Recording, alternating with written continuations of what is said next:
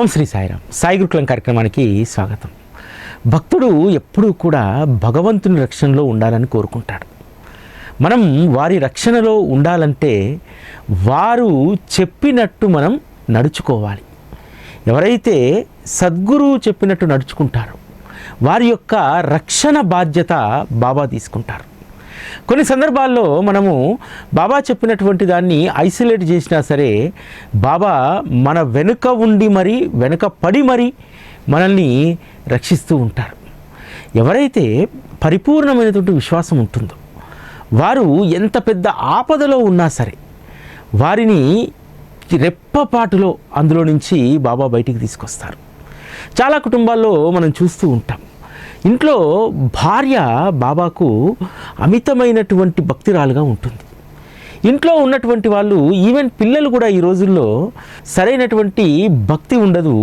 వారు ఆ వయసులో భక్తి మార్గంలోకి రావడానికి అంతగా ఆసక్తి చూపెట్టరు.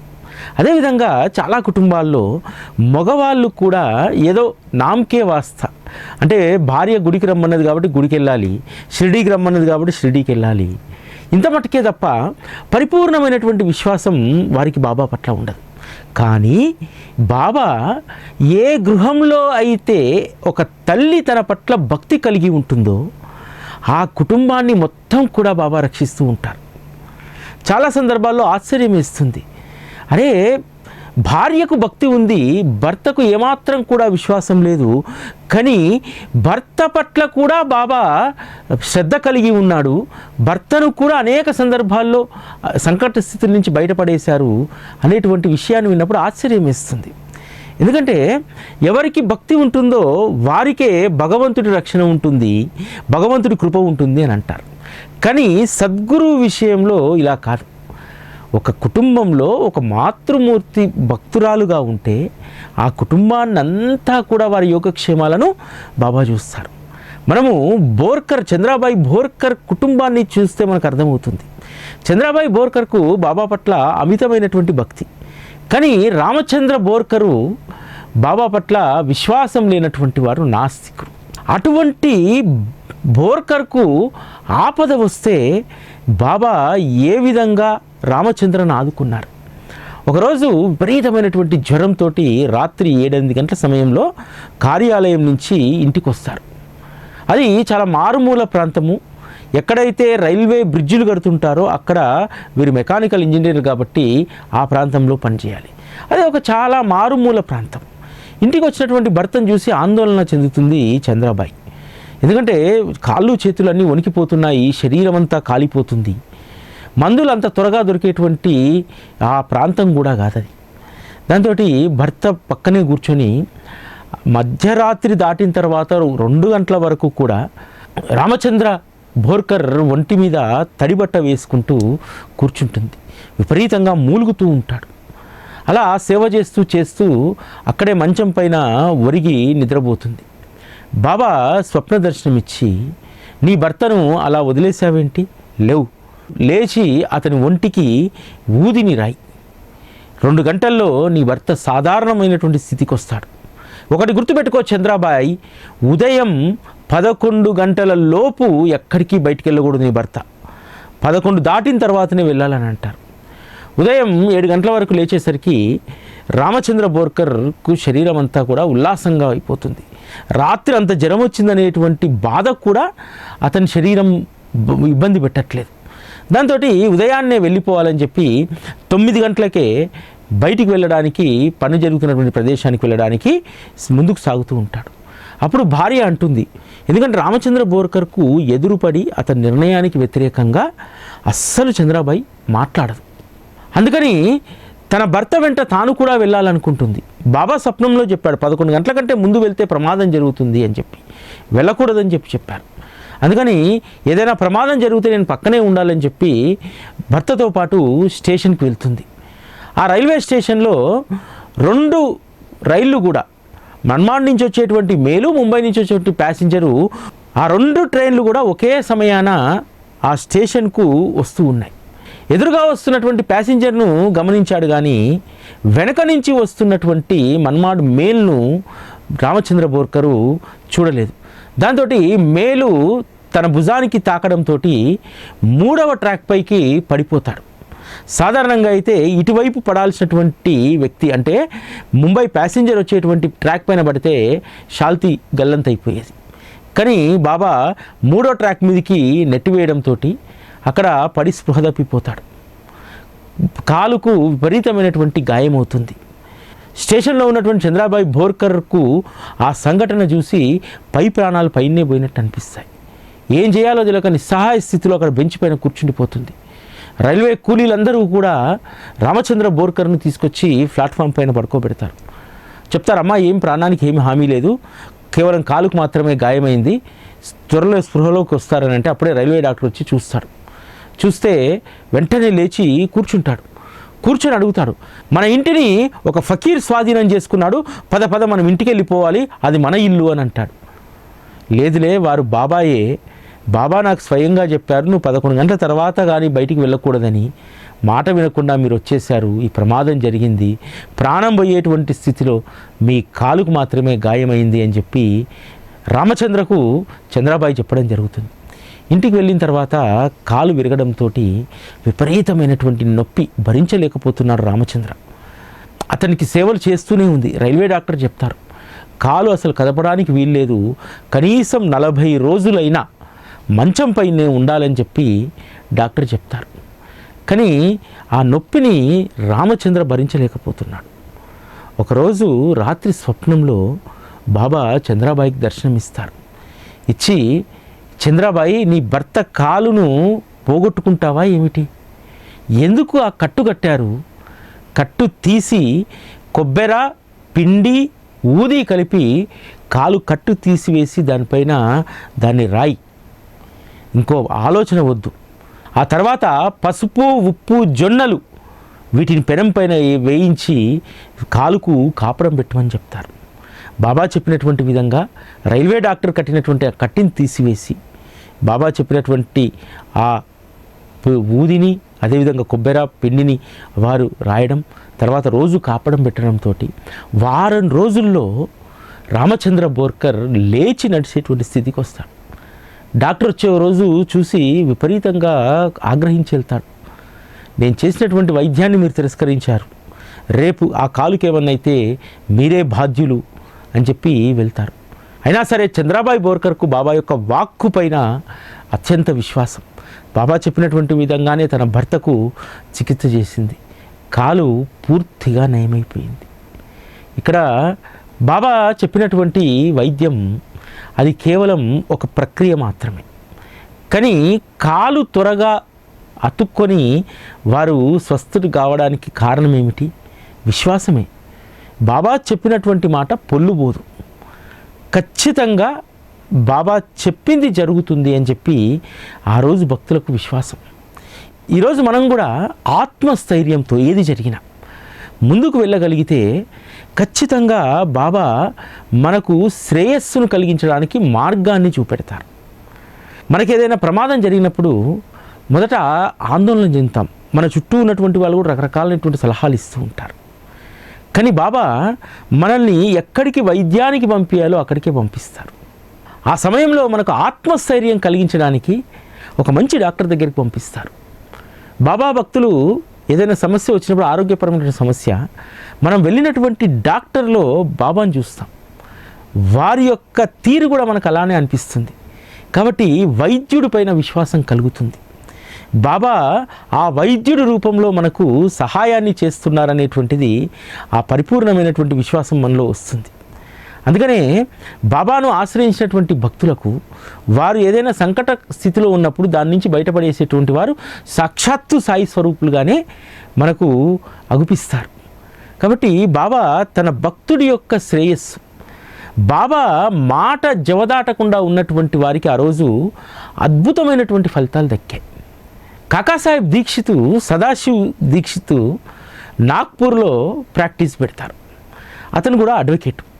ప్రాక్టీస్ పెట్టినప్పుడు నాగ్పూర్లో పెద్దగా కేసులు రాకపోయేది.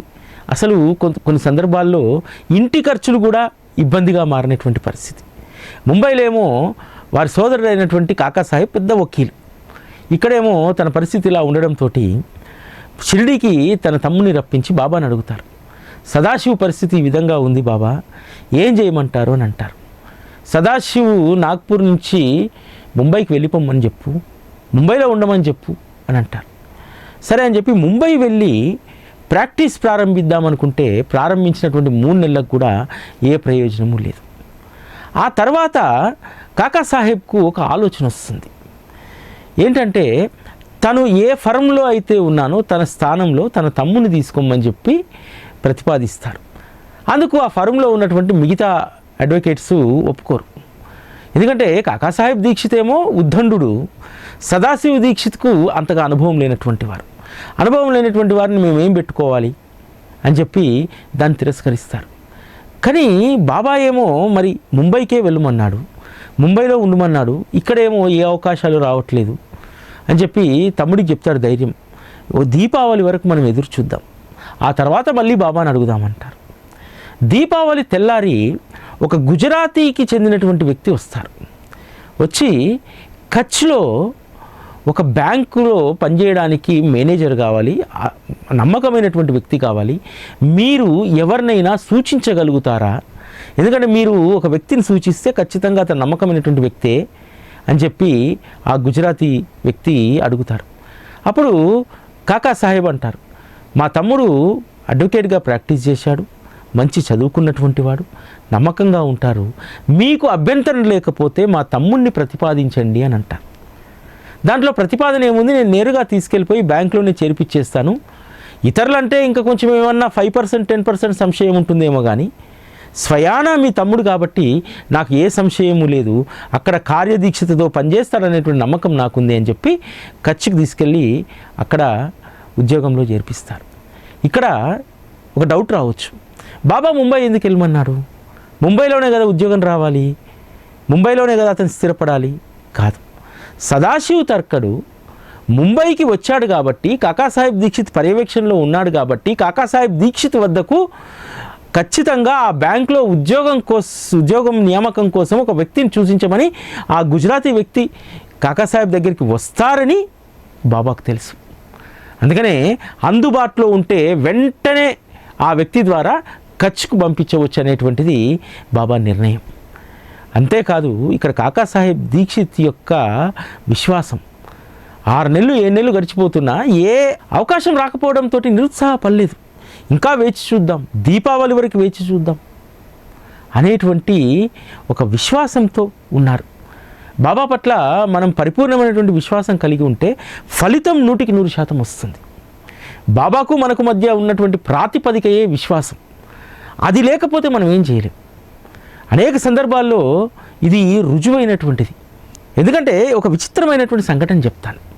సాధారణంగా బాబా అంటే తెలిసి ఈరోజు సచ్చరిత చదివి, లేకపోతే ఆ రోజు బాబాను ఆశ్రయించినటువంటి వారు స్వయంగా బాబాలో పరమాత్మ తత్వాన్ని చూసేటువంటి విజ్ఞులు, విజ్ఞానం కలిగినటువంటి వాళ్లకు బాబా అంటే ఏందో అర్థమవుతుంది. కానీ చిన్న పిల్లలకు కూడా బాబా పట్ల ఎంత విశ్వాసం అంటే, షిరిడీకి దాజీ చిదంబర్ అని చెప్పి ఒక టీచర్ కొత్తగా ప్రధానోపాధ్యాయుడిగా వస్తారు. అతని ట్రాక్ రికార్డ్ ఏంటంటే, అతను ఎక్కడ చదువు చెప్పినా 100% మంది పిల్లలు పాస్ అవుతారు. వచ్చినటువంటి 3 నెలలుగా పిల్లల పరిస్థితి చూస్తే అతనికి ఆందోళన కలుగుతూ ఉంటుంది. ఎప్పుడు ఏది అడిగినా సరే, పరీక్షలకు మీరు సిద్ధం కావాలంటే మేము సిద్ధమవుతూనే ఉన్నాము, ఖచ్చితంగా బాబా మమ్మల్ని పరీక్షలో రాయిస్తారు, మేము చదువుతున్నాము అని అంటున్నారు. కానీ ఎవరు కూడా అడిగినటువంటి అన్ని ప్రశ్నలకు సమాధానాలు చెప్పట్లేదు. కొంతమంది 10 ప్రశ్నలకు 5 చెప్తే, కొంతమంది 3 చెప్తున్నారు, కొంతమంది 2 చెప్తున్నారు, కొంతమంది 6 చెప్తున్నారు. ఇటువంటి వాళ్ళు వార్షిక పరీక్షలో ఎలా ఉత్తీర్ణులు అవుతారు?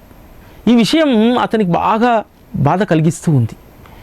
కాకాసాహెబ్ దీక్షిత్ లాంటి వారి దగ్గరికి వెళ్ళి చెప్తారు, పిల్లల్ని బాబా బాగా లాడ్ చేస్తున్నారు, ప్రతిరోజు స్కూల్కి వచ్చే ముందు ఆయన దగ్గర హాజరు వేసుకొని ఊది పెట్టుకొని వస్తున్నారు, ఏమన్నా అంటే బాబా మాకు సహాయం చేస్తారు, మాకు పరీక్షలో మేము ఉత్తీర్ణమవుతామంటున్నారు, ఇది ఎలా సాధ్యం కాకాసాహెబ్ అని అడుగుతారు.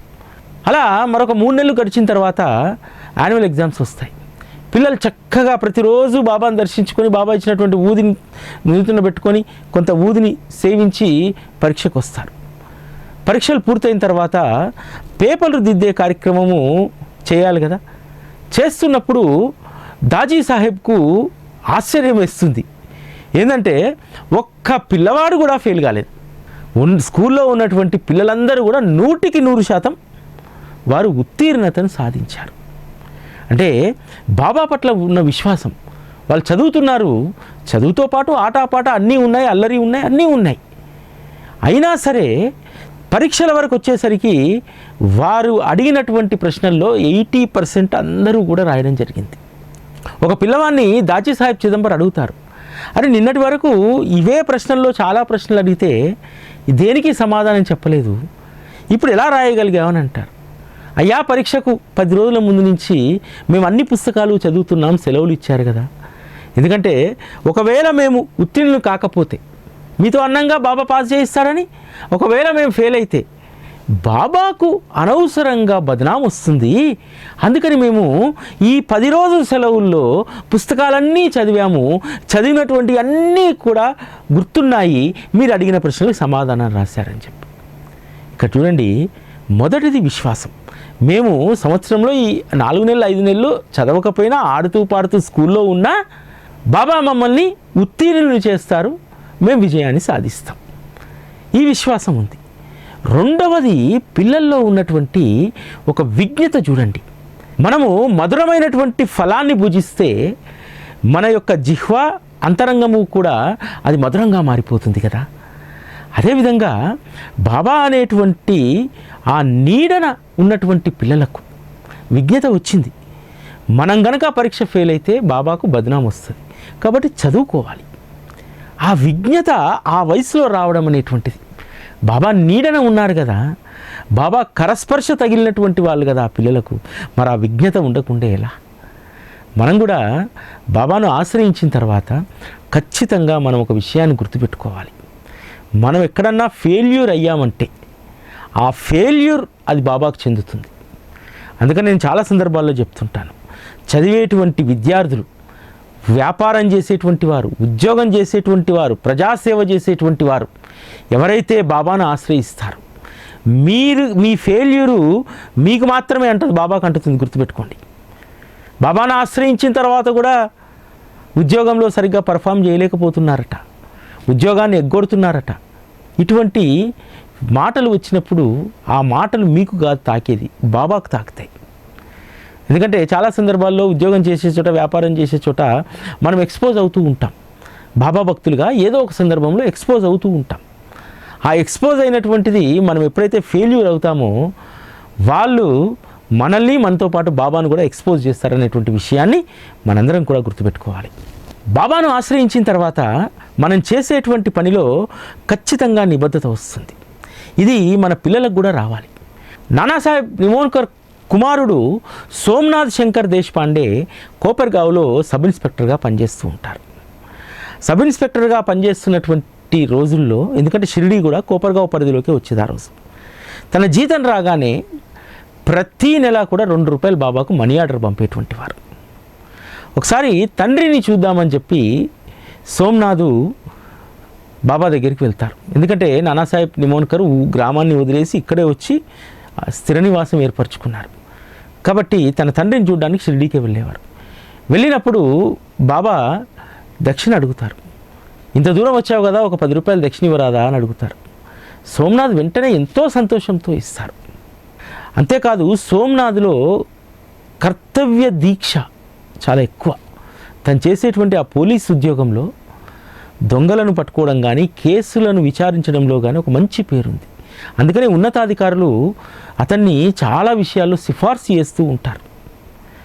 సాధారణంగా అందరికీ ఉద్యోగులకు జీతాలు పెరగాలి పోలీస్ డిపార్ట్మెంట్లో, కానీ సోమనాథ్కు ప్రత్యేకంగా ₹10 జీతం పెంచమని చెప్పి అతని పైన ఉన్నటువంటి పై అధికారులు ఉన్నతాధికారులకు సిఫార్సు చేస్తారు. సిఫార్సు చేస్తే ఆ లేఖ ఏ రోజైతే అందిందో ఆ రోజు నుంచి అతనికి ₹10 జీతం పెంచమని ఉత్తర్వులు జారీ అవుతాయి. అయితే ఆ ఉత్తర్వులు జారీ కావడానికి 6 నెలలు సమయం పడుతుంది. కాబట్టి ఏ రోజైతే సిఫార్సు వచ్చిందో ఆ రోజు నుంచి ఇప్పటి వరకు ఉన్నటువంటి ఈ 6 నెలల జీతంలో ₹60 ప్లస్ ప్రతీ నెల ₹10 అదనంగా చెల్లించమని చెప్పి ఉత్తర్వులు జారీ అవుతాయి. సోమనాథు ఆశ్చర్యపోతాడు. బాబా నా ప్రపోజల్స్ ఉన్నతాధికారులకు వెళ్ళిన వెంటనే పెరిగినటువంటి జీతంలో వారి వాటాను వారు తీసేసుకున్నారు. ఆర్డర్స్ నాకు చేరడానికి 6 నెలలు సమయం పట్టినా సరే బాబా ముందుగానే స్వీకరించారని చెప్పి ఎంతో సంతోషిస్తాడు. ఈరోజు మనందరం కూడా పని అయిన తర్వాత ఏదో ఒకటి సమర్పించాలి, దీంట్లోనే ఉండిపోయాం. కానీ ఈరోజు బాబా శరీరంతో లేరు కాబట్టి ఆయన మన దగ్గరికి వచ్చి దక్షిణ ఇవ్వమని చెప్పి స్వయంగా అడగరు. కానీ దానిని మనము గుర్తెరిగి ఉండాలి. అదే విజ్ఞత, అదే జ్ఞానం. అలా ఉన్నటువంటి వారికి మాత్రమే పరిపూర్ణమైనటువంటి విశ్వాసం దక్కుతుంది. పూణే దగ్గర ఉన్నటువంటి సస్వాద్ అనేటువంటి ప్రాంతంలో బాబురావు బొరార్కే అనేటువంటి ఒక యువకుడు ఉండేటువంటి వారు. చిన్నతనంలో తండ్రి చనిపోవడంతో దాయాదులు, బంధువులు ఆస్తినంతా కూడా నాశనం చేసేస్తారు. బ్రతకడానికి ఏదో పని చేసుకోవాలి తప్ప ఏ మార్గము లేనటువంటి వారు. అటువంటి బాబురావు బొవార్కే తన మేనమామ షిరిడీలో ఉంటున్నారని తెలుసుకొని మేనమామ దగ్గరికి వెళ్ళి ఏదో ఒక పని చేసుకోవాలి. అంతేకాదు మేనమామ చాలా సందర్భాల్లో పూణే వచ్చినప్పుడు బాబా యొక్క మహత్తు గురించి చెప్తూ ఉంటారు. కాబట్టి షిరిడీలో బాబాను కూడా దర్శించుకోవాలని చెప్పి బయలుదేరుతాడు. కోపర్గా వచ్చేసరికి 3 అణాలు ఉంటాయి. ఆ 3 అణాలతోటి బండి ఎక్కడం కష్టం, టాంగా దొరకదు. సరే అని చెప్పి కష్టపడి నడుచుకుంటూ షిరిడీ వరకు వస్తారు. వచ్చి ఊరి పొలిమేరల్లో తన యొక్క మేనమామ గృహం మరియు పొలం ఒకే వద్ద ఉంటుంది. తన మేనమామ ఇంటికి ముందుకు వెళ్ళి అక్కడ కనిపిస్తాడు. మేనత్త అడుగుతుంది, భోజనం చేసి వెళ్ళు అని చెప్పి. లేదు నేను బాబాను దర్శించుకున్నాక భోజనం చేయను అని చెప్పి మేనమామ బొరావుకేకు ₹1 ఇస్తాడు. దాన్ని జేబులో వేసుకొని బాబా దగ్గరికి వెళ్తాడు. బాబా దర్శనం చేసుకుంటాడు. చేసుకున్న తర్వాత బాబా దక్షిణ అడుగుతాడు. నాకు ₹1 దక్షిణ ఇవ్వు అని అంటారు. బాబా నా దగ్గర ₹1 లేదు అని అంటాడు. జేబులో చూడుంది అని అంటాడు. తన మేనమామ ఇచ్చినటువంటి ఆ ₹1ని బాబా ఏ విధంగా గుర్తించారు? అప్పుడు బాబా యొక్క సర్వజ్ఞత అర్థమవుతుంది. అర్థమై ఆ ₹1 సమర్పించేస్తాడు.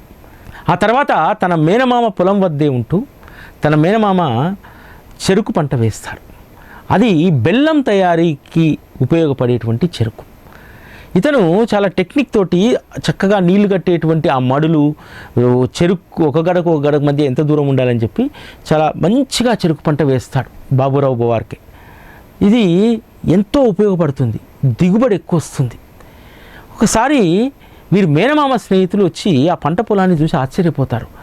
అరే ఎంత అద్భుతంగా నాటారు, చాలా మంచి టెక్నిక్ ఉపయోగించారు అని అంటే, ఇది నా అల్లుడు బాబురావు బొరార్కే నాటారు అని చెప్పి చెప్తారు.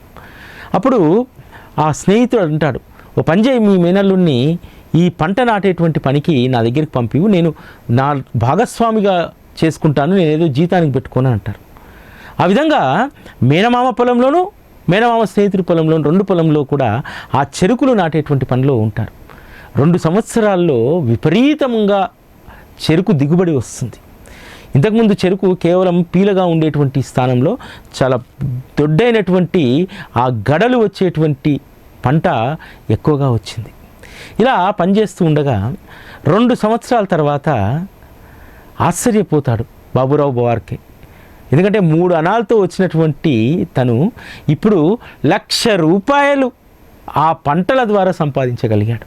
తన వాటాకు 2 సంవత్సరాల్లో ₹1,00,000 వచ్చాయి. దీంతో ఇక తను ఎక్కడికి వెళ్ళకూడదని చెప్పి షిరిడీ పొలిమేరల్లో పొలాన్ని కొనుక్కొని అక్కడే ఉంటారు. అంతేకాదు ఆ పొలంలో ఒక మడిని నిర్మిస్తాడు. ఆ మడిలో పూలను వేస్తాడు. ఆ పూలు కేవలం ప్రతిరోజు బాబాకు సమర్పించాలి. అక్కడ పూసేటువంటి పూలను ప్రతిరోజు కూడా మధ్యాహ్న హారతికి ముందు 11 గంటల సమయంలో వచ్చి బాబాకు పుష్పగుచ్చం కానీ పుష్పమాల కానీ బొవార్కే ఇచ్చేటువంటి వారు. ఇప్పటికీ ఆ సాంప్రదాయం కొనసాగుతుంది తెలుసా. బాబురావు బొవార్కే యొక్క వారసులు తమ పొలంలో పండినటువంటి పూలను వారు తీసుకొని వచ్చి ప్రతిరోజు కూడా మధ్యాహ్న హారతికి ముందు బాబా సమాధికి సమర్పిస్తారు. నిజంగా ఎంత అదృష్టం కదా. అంటే ఇక్కడ బాబా ఒక తరానికి ఒక మేలు చేశారంటే ఆ మేలు తరతరాలు అనుభవిస్తారు. ఆ విధంగా ఈరోజు ఇప్పటికీ కూడా గొప్ప భూస్వాములుగా బాబురావు బొవార్కే కుటుంబం షిరిడీలో ఉంది. ఆ కుటుంబానికి ఉన్నటువంటి కమిట్మెంట్ ఏంటో తెలుసా. ఆ రోజు బాబా షిరిడీలో ఎలా ఉండేటువంటి వారు, పాత షిరిడీ గ్రామం ఎలా ఉండేది, ఈరోజు రూపురేఖలు మారిపోయాయి కదా. ఆ రోజులోకి మనం వెళ్ళి బాబా ఉన్నటువంటి ఆ చిత్రాన్ని చూడాలంటే అందుకు కావలసినటువంటి ఒక ప్రత్యేకమైనటువంటి గ్రామాన్నే నిర్మించాలని చెప్పి పురాతన షిరిడి అనేటువంటి దాన్ని 2013-14లో వారు ప్రారంభించడం జరిగింది. ఆ కుటుంబానికి ఎంత గొప్ప కృతజ్ఞత ఉంటుందంటే 2015లో సాయి టీవీ ఆరంభంలో పురాతన షిరిడి యొక్క డాక్యుమెంటరీ మనం చేయడం జరిగింది. పురాతన షిరిడి ఎలా ఉంటుంది ఏముంది సాయి టీవీలో అనేక సందర్భాల్లో వేయడం జరుగుతుంది. ఆయన క్రితం సంవత్సరము షిరిడి పరిక్రమణ కార్యక్రమంలో కలిసి ఇట్లా సాయి టీవీ హైదరాబాద్ అనగానే వచ్చి ఆలింగనం చేసుకొని మీరు పురాతన షిరిడీకి ఎంత మేలు చేశారో తెలుసా, 2015 నుంచి కరోనా వరకు వచ్చినటువంటి ప్రతి భక్తుడు ఎక్కడ చూశామంటే సాయి టీవీలో చూసి వచ్చామని చెప్పారు. దీన్ని ప్రమోట్ చేయడానికి మేము అనేక మంది మధ్యవర్తులను అంతకు ముందు పెట్టుకున్నాం. కానీ సాయి టీవీలో ఏ పురాతన షిరిడి ప్రసారం కావడంతో మేము ఏ ప్రయత్నం చేయకున్నా ప్రతిరోజు యాత్రికులు వస్తూనే ఉన్నారు. అది దాని మెయింటెనెన్స్ వెళ్తే చాలనుకున్నాం. ఈరోజు దాని మెయింటెనెన్స్తో పాటు మరింత దానికి మరమ్మతులు చేసి ఒక మంచిగా దాన్ని మెయింటైన్ చేయడానికి భక్తులు పెడుతున్నటువంటి ఆ టికెట్ రుసుము ఉపయోగపడుతుంది అని చెప్పి చెప్పడం జరిగింది. కాబట్టి బాబా అవకాశాలు అందరికీ ఇస్తాడు. ఇచ్చినటువంటి అవకాశాన్ని మనం ఏ విధంగా సద్వినియోగపరచుకోవాలి. బాబా సమాధికి పూలను సమర్పించేటువంటి ఒక తరం చేసి రెండో తరం చేసి వదిలేయచ్చు. కానీ అలా కాదు. వారికి బాబా పట్ల ఉన్నటువంటి భక్తి విశ్వాసం అవి ఎలా ఒక తరం నుంచి ఇంకో తరానికి ట్రాన్స్ఫర్ అయ్యాయి. ఈ తరం వాళ్ళు దాని యొక్క విలువ మహత్తును తెలియజేయడంతో మరొక తరం దాన్ని కొనసాగిస్తుంది. ఈరోజు చాలామంది తల్లిదండ్రులు చెప్తూ ఉంటారు, మా పిల్లవాడు అసలు బాబాకే మొక్కడండి, నువ్వు ఎప్పుడు నేర్పించావు? మా పిల్లవాడికి పెద్దగా విశ్వాసం లేదండి, నా భర్తకు విశ్వాసం లేదండి. విశ్వాసం కలిగించేటువంటి విధంగా మనం పూనుకోవాలి. అంటే ఎవరినీ బలవంతంగా బాబా మార్గంలోకి తీసుకురాలేం, కానీ ఖచ్చితంగా ఏదో ఒక రోజు మాత్రం వాళ్ళు కూడా సర్వస్వ శరణాగతి బాబాకు చేయాల్సిందే. ముఖ్యంగా పిల్లలకు విద్యాబుద్ధులతో పాటు సద్గురువు యొక్క మాధుర్యాన్ని వారి మహత్తును తెలియజేయండి. ఈరోజు నాకు పెన్ను అయిపోయిందమ్మా పరీక్షలో, వెంటనే ఇన్విజిలేటర్ సార్ వచ్చి నాకు పెన్ను ఇచ్చారంటే ఆ పెన్ను ఇచ్చేటువంటి బుద్ధిని బాబా ఆ ఇన్విజిలేటర్కి ప్రసాదించారా. ఎందుకంటే ప్రతిరోజు కూడా నువ్వు పరీక్షల్లో విజయం సాధించాలని, మంచి మార్కులు సాధించాలని నేను బాబాను ప్రార్థిస్తున్నాను, ఆ బాబాయే ఇన్విజిలేటర్ రూపంలో వచ్చి నీకు పెన్ను ఇచ్చారా అని చెప్తే వారిలో విశ్వాసం ఎందుకు కలగదు? కాబట్టి విశ్వాసాన్ని పెంచేటువంటి ప్రయత్నం మనందరము చేద్దాం. ఇది ఈరోజు సాయి గురుకులం. రేపటి కార్యక్రమం మళ్ళీ కలుసుకుందాం. అప్పటివరకు సెలవు. నమస్కారం. సాయి గురుకులం సత్సంగ మందిర భూదాన సేవ భవిష్యత్ తరానికి సాయి అమృత ధారను అందించే సాయి సత్సంగ మందిర నిర్మాణం. సాయి గురుకులం ప్రపంచంలోనే తొలి సాయి సత్సంగ పాఠశాల. సాయి తత్వ మాధుర్యాన్ని 10 ఏళ్లుగా భక్తలోకానికి అందిస్తున్న సాయి టీవీ తలపెట్టిన మహాపుణ్య కార్యం. సాయి గురుకులం సత్సంగ మందిర భూదాన సేవలో భాగస్వాములై భవిష్యత్ తరానికి సాయి ప్రేమను అందించండి. భూదాన సేవా దక్షిణ 1 చదరపు గజానికి 35,000, అరగజానికి 17,500, 3 చదరపు అడుగులకు 11,000, కనీస దక్షిణ 5,116 చెల్లించి భవిష్యత్ సాయి తత్వ సంపదను అందించే ఈ మహాయజ్ఞంలో భాగస్వాములవ్వండి. మీ ప్రేమపూర్వక దక్షిణ డిసెంబర్ 31 లోపు చెల్లించి భూదాన సేవ పరిపూర్ణమయ్యేలా సహకరించగలరని విజ్ఞప్తి. భూదాన సేవా దక్షిణను ఆన్లైన్ ద్వారా 9001008429 లేదా 9848614440 నెంబర్లకు సమర్పించండి. వివరాల కోసం సాయి గురుకులం, సాయి టీవీ, హైదరాబాద్ 9010084299 లేదా 9848614440 నెంబర్లలో సంప్రదించండి.